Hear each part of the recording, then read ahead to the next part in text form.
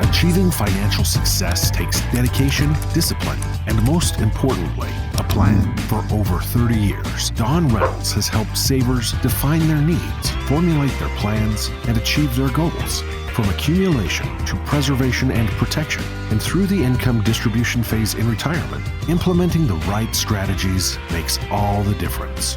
Your retirement is our business. Welcome to Strategic Asset Preservation. Well, hello again, everybody, and welcome to another episode of Reynolds Wrap. Of course, I'm Don Reynolds. And Corey Stilp joining Don here. Thanks again, always, everyone. Always great to see you all. We appreciate your listeners. So we're going to continue our topic about income in retirement because, I guess at the end of the day, it's really what retirement's about is having income. I'm just going to go out on a limb and say that there's a lot of advisors do a great job out there. They do. But what they're doing is they're building your assets. They're building, dollars for you to retire on. But there's not a lot of them who really specialize and really focus on retirement income planning. And to me, I don't really understand why, because to me, that's what it's all about. We do the Social Security planning. Everybody's heard us talk about that many times. The tax planning, we try to make it so none of your Social Security is taxable. Now, a lot of times that's almost impossible, but we still strive to minimize or reduce that as much as we can. But it all boils down to making sure, because Social Security's income, pensions income, everything is driven to income, folks. It really is. Absolutely, it is. And again, as we said in the previous episode, that is why we save for retirement and have retirement accounts, is because perhaps that pension, if you have one, and or Social Security doesn't combine to be enough for that monthly budget that you've got to have. And that you have to have a certain amount of paychecks coming in. But what today I think we want to dive into deeper into the income side is, okay, so you've got your income gap figured out. You've got it, identified as far as this is what I need additional to my Social Security or additional to my pension. And this is what I'm going to take from my retirement accounts. We've got the withdrawal rate risk all taken care of, sequence of return risks that we've talked about at length on these programs before. But now look at the variables that might come in. You've got this identified maybe today, let's just say, in a meeting with your advisor, or you've come in and met with us and we've helped identify that.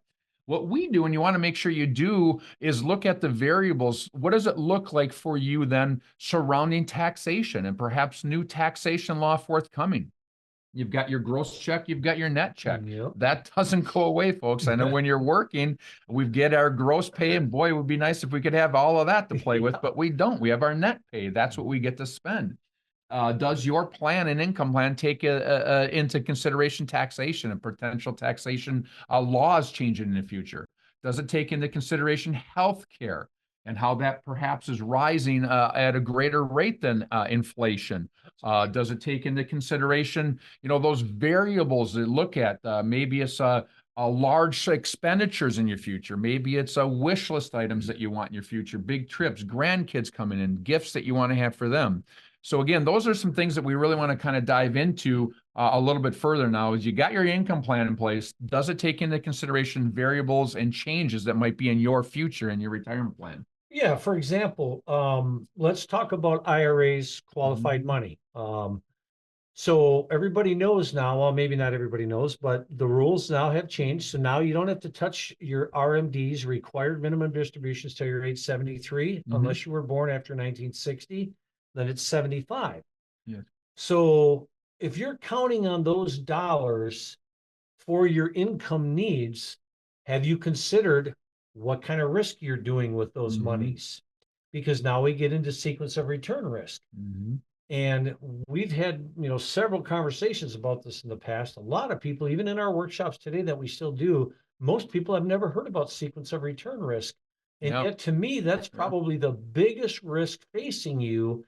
If you're planning on living on those dollars, you really need to understand what could happen with that, because what really is the bottom line is you're taking money out and then you have losses, and you don't have time to rebuild those losses because you're not investing anymore. And in fact, next year, you got to go take more money out of that account. And so it becomes a spiral downward. So it's imperative to look at that. If you're going to use those dollars for retirement, you better change your attitude about where those dollars are at with the risk tolerance that you're facing with that. Yes. And wrapped around that, of course, is the taxation of those dollars, because that is considered income. It's not under capital gains taxation. It's under your income taxation in the income brackets. And current law that we sit on right now is set to expire December 31st, 2025.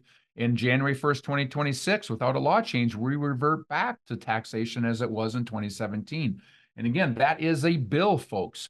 Your taxes, your income taxes is a bill in retirement. And are you planning for that variable and the change that may be forthcoming for you? And or going to a single tax filer. I know all of our plans with our clients deal with, if it is a married couple, what if one precedes the other and we have a survivorship? Now we change from married filing jointly to a single tax filer, which almost literally doubles your income tax liability. So again, these are some variables that you got to make sure that, do we have income that will withstand not only the test of time, but also handle potential increasing in our taxation in our future and the budget that will, the stress that'll place on our budget.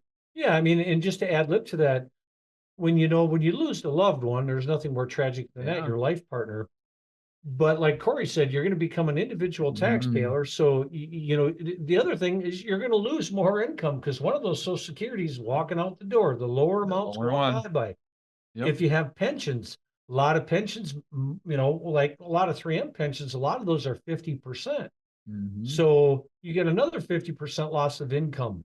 So that's something that we do a lot of our due diligence on, and we actually show people with our program that we use. Yes. What the cause and effect of one spouse passing on, and how will that affect the other spouse?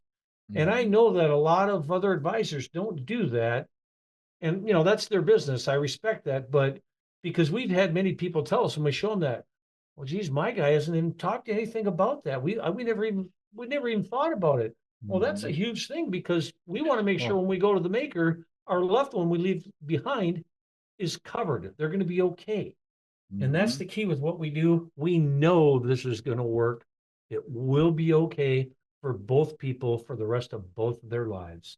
And that's really what I think makes us stand out and different what we do here. So and kind of around that taxation piece would be the healthcare piece. I always call it Uncle Sam for taxes and Aunt Irma for our healthcare. Aunt Irma. Where are we at within our Medicare Part B costs, and are there going to be any potential increases to that? And again, another raise in our budget. Or with the ailing age, perhaps we get into some more healthcare needs, and maybe now we have to start budgeting for prescriptions that we didn't have before, or more consistent healthcare visits. Long-term care. Long-term care. So again, I guess the key that we're hitting today, folks, is that we know income is very important, and I believe all of our listeners understand that. And again, make sure that you come see us so we can help personalize an income plan for you in retirement.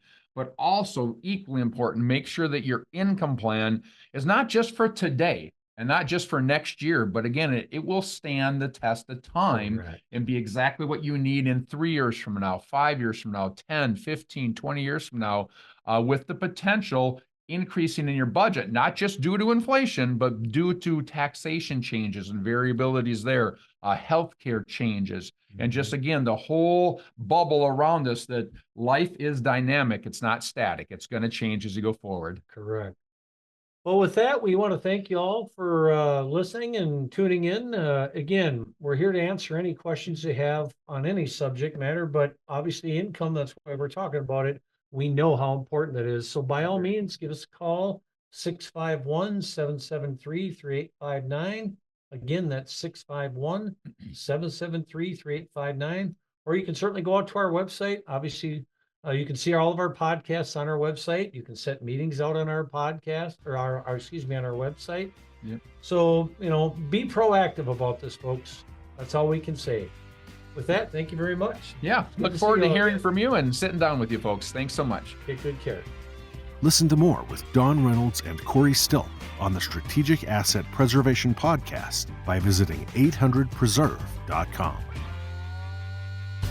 The information presented on this program is provided for informational purposes only, without warranty of accuracy, completeness, or suitability for a particular purpose. This program is not intended to be and does not constitute financial, investment, legal, or tax advice. This information is general in nature and not specific enough to be construed as advice. You should not make any decision based on the information presented on this program without independent consultation with an appropriately licensed professional or competent advisor. Investment in securities or the market involves a potential risk for loss of principal. Trading, therefore, may not be suitable for all listeners. Annuity guarantees are based solely on the financial strength and claims-paying ability of the issuing company. Withdrawals of growth from annuities may be taxable as ordinary income in the year it is taken. Individuals should review contracts for specific details of the product's features and costs. Early withdrawals may subject the owner to penalties, fees, or taxes. Fiduciary duty extends solely to investment advisory advice and does not extend to other activities such as insurance or broker-dealer services. Advisory clients are charged a quarterly fee for assets under management, while insurance products pay a commission, which may result in a conflict of interest regarding compensation. Advisory services offered through Brookstone Capital Management, a registered investment advisor.